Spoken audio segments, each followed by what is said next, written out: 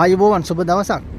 මේ වීඩියෝ එක කරන්නේ පියස්ස වික්ටෝරියෝ ඉඳලා මේ පියස්ස වික්ටෝරියෝ නගරේ ඉඳලා රෝමේ පියස්ස වික්ටෝරියෝ නගරේ ඉඳලා විශේෂ පණිවිඩයක් කියන්න යන්නේ. මොකද අපේ ලංකාවේ ගෑනු කෙනෙක්ව සයිප්‍රස් ඉඳලා ආපු බදාන්ත කරන අමාරුව වැටිලා තියෙනවා. මොකද එයාට දැන් මිනිමැරුම් චෝදනා එල්ල වෙලා තියෙනවා.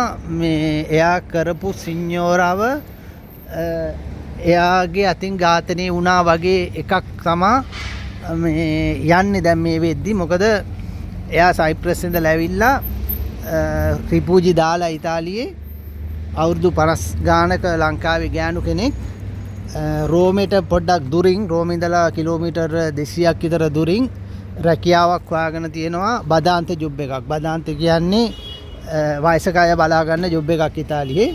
කොහොම හරි ඕක බලාගෙන මෙයා අවුරුද්දක් විතර මේ රැකියාව කරලා තියෙනවා. කරලා තියෙන අතරතුර මේ සිඤ්ඤෝරා කොහොම හරි අවුරුදු 87ක විතර සිඤ්ඤෝරා කෙනෙක් මෙයා දැන් සතියකට විතර කලින් මිය ගිහිල්ලා. සතියකට විතර කලින් මිය ගිහිල්ලා මිය ගියාට පස්සේ මෙයා මිය ගිහිල්ලා තින්නේ හැබැයි රෝහලේදී මිය ගියාට මෙයාගේ පුතා ඉඳලා තියෙන්නේ මේ ඉතාලියේ නෙමෙයි. පුතා කසාද බැඳලා එයා වෙනින් රටක ජීවත් වෙන කෙනෙක්. කොහොම හරි අවසානයේදී පුතා ඇවිල්ලා මේ මිනිහ ගැන සැකයි, මේ මරණය ගැන සැකයි කියලා ඉවරලා මෙයා රෝහලටත් පොලිසියටත් පැමිණිලි කරලා තිනවා. එතකොට සැකනම් ඉතින් මෙයානේ මේ අපේ ලංකාවේ ගෑනු කෙනා එක්කනේ මෙයා හිටියේ. මෙයානේ බලාගත්තේ මේ සිඤ්ඤෝරාව. එතකොට දැන් මේ අපේ කෙනාව තමා මේකට සැක කරන්නේ. අපේ කෙනා අතින් මේ සිඤ්ඤෝරා ට ගහලා හරි එහෙම නැත්නම් වට්ටලා හරි යම් කිසි දෙයක් කරලා ඒ හේතුව හින්දා තමයි මෙයා මිය ගියේ කියලා තමයි මේ දැන් මේ ප්‍රශ්නේ ඇදලා යන්නේ. තාම මේ ගැන පරීක්ෂණ පවත්වනවා. දැන් තියෙන තත්ත්වය අනුව අර ගෑනු කෙනාට එහෙන් යන්න බෑ. දැන් ඒ වැඩ කරපු ගෙදරින් එයාට වෙනින් රැකියාවක් කරගන්න කොහෙවත් යන්න බෑ. දැන් ඒ ගෙදරම එයා දැන් තාම ඉන්න කියලා තියෙනවා.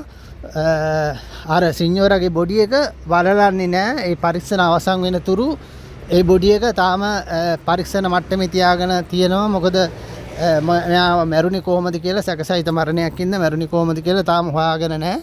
ඒකින්ද ඒ බොඩි එක වලලන්නේ නැතුව තාම තියාගෙන ඉන්නවා මේ ඒ ගැන පරීක්ෂා කරන්න.